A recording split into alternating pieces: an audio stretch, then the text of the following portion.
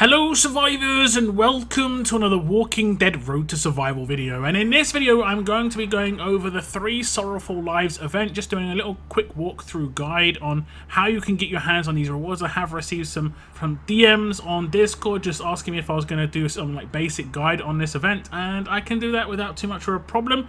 When it comes to getting these rewards, there are 3 main rewards. There's the 7th anniversary crate, there is the 30,000 ultra tokens, and then there of course is going to be a paragon mod.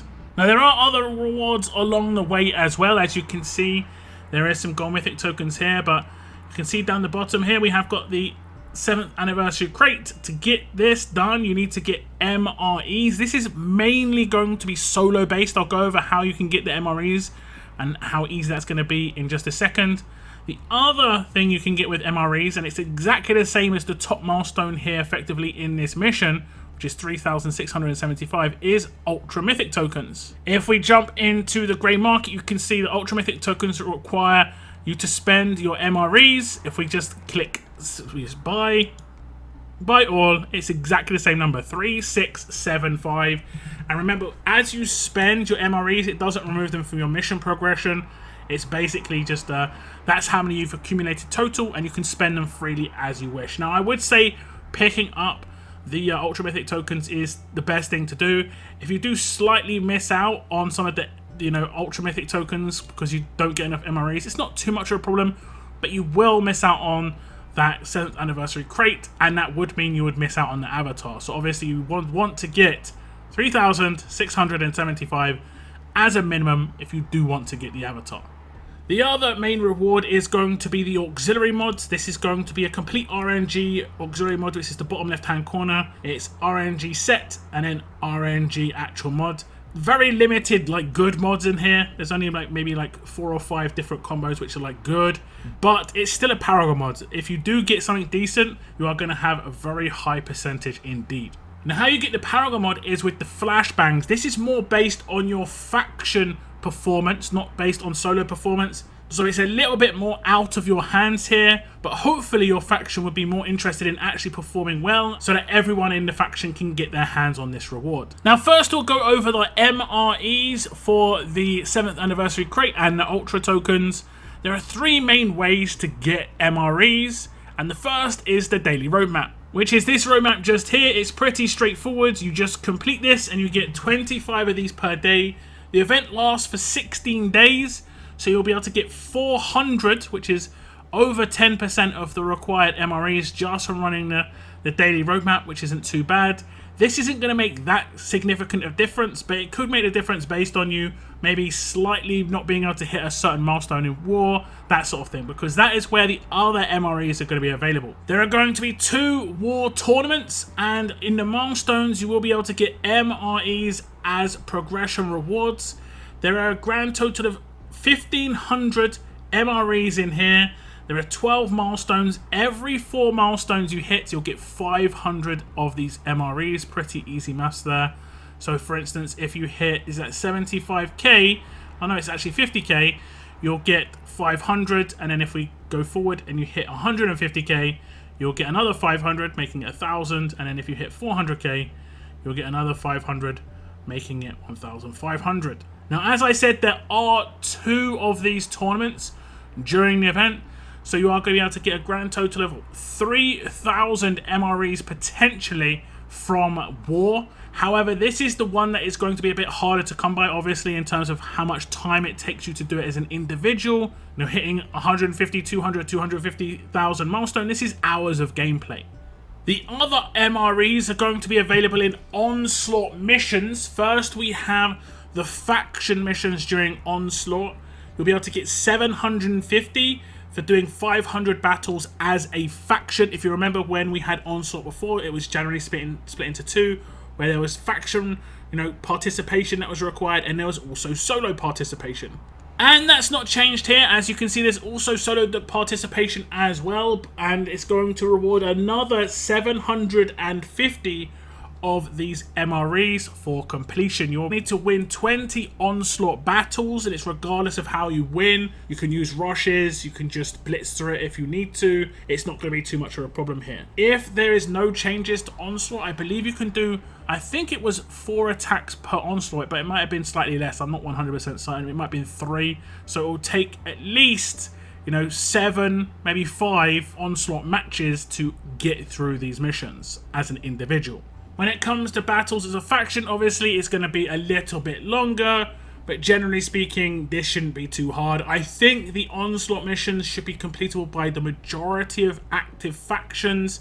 So that's going to be 1,500 the MREs, pretty straightforwardly gained, plus the 400 from the daily roadmap means you've got 1,900 MREs as a collectible item. Remember, you needed 3,675, so we'll pretty much just round that up just a little bit, meaning you'll require 1,800 more MREs from your war milestones.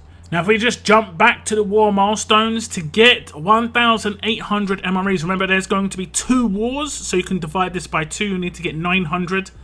That is pretty much as simple as getting 150k milestone in one war, and then in the next war getting at least 125k milestone. As long as you get those 2 milestones and complete all of the Onslaught rewards and do the daily roadmap every day, you'll be able to get yourself 30,000 Ultra Mythic tokens and that 7th anniversary crate. Not too hard at all.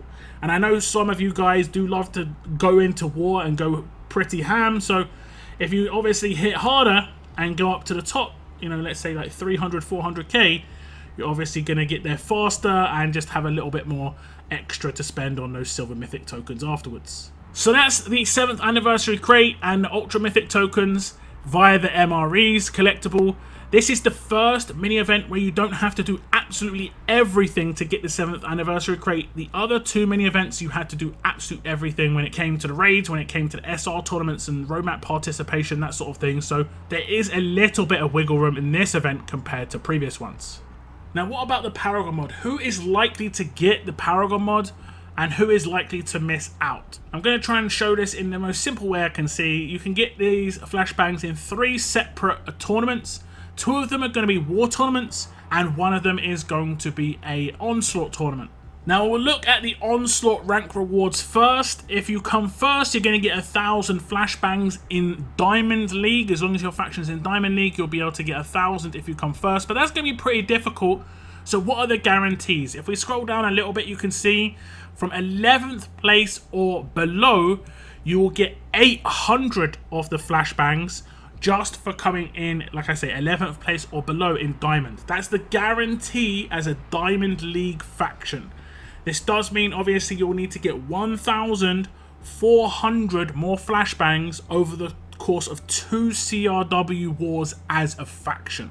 So we'll just look at the rank rewards for the CRWs and also AOWs. The rewards for both are exactly the same. So if you are in either of those war types, you're going to be absolutely fine as long as you just listen up to what I'm about to say. First place again does get 1,000 flashbangs, but again, what's the minimum? If we go down a little bit, we'll just go down to the 16th to 20th place position. And this is because if we remember how many we needed total, it's 2,200. We get 800 from the Onslaught event. Remaining amount of flashbangs we required will be 1,400. And there's going to be 2 wars. That means 700 average per war. So you could come 6th to 10th place in the 2 CRWs/AOWs, as well as 11th place or higher in the Onslaught, and you'll be able to get exactly the amount of flashbangs required to get that Paragon mod.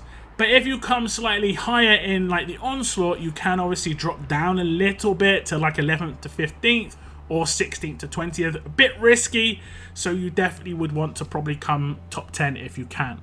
I would say if you're not in Diamond League in Onslaught, it's going to be extremely difficult to get it done, just because outside of Diamond League, the most you can get is 700 if you come first in Platinum, which again is going to be quite difficult, and then it obviously scales down to much worse rewards.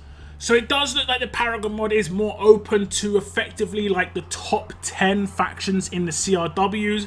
That's still a lot of players per CRW. That's going to be 300 players, and there's what, at least 20 CRWs being run at the same time. So probably more people are going to get the Paragon mod than, for instance, would qualify for War of Champions. So this is going to be pretty good. So a lot of people who wouldn't normally get those Paragon mods for getting to War of Champions are going to get their hands on one. The War of Champions mods have never been auxiliary, as far as I know. They've always been something else. And I actually think there are some pretty decent auxiliary mods, and War of Champions is the only place that they'd be able to guarantee an auxiliary mod. Good luck when you open this if you do get your hands on it, because it's going to be pretty crazy RNG. So that's it for this little walkthrough guide on the 3 Sorrowful Lives mini event. If you have any questions, please leave them in the comments down below. Just stick with the milestones as an individual and you'll be able to get those ultra tokens and that 7th anniversary box without too much of an issue. You'll probably know already if your faction is in the position that is likely to actually receive the Paragon mod. If you're a top 10 faction in most CRWs, you're most likely walking away with the Paragon mod, or at least the option to buy it if you wish. There are other rewards in there as well, but the Paragon mod, I would say, is still probably the best thing to pick up. But that's it for this video, guys. I want to thank you very much for tuning in. And as always, keep on surviving, guys. Keep on surviving.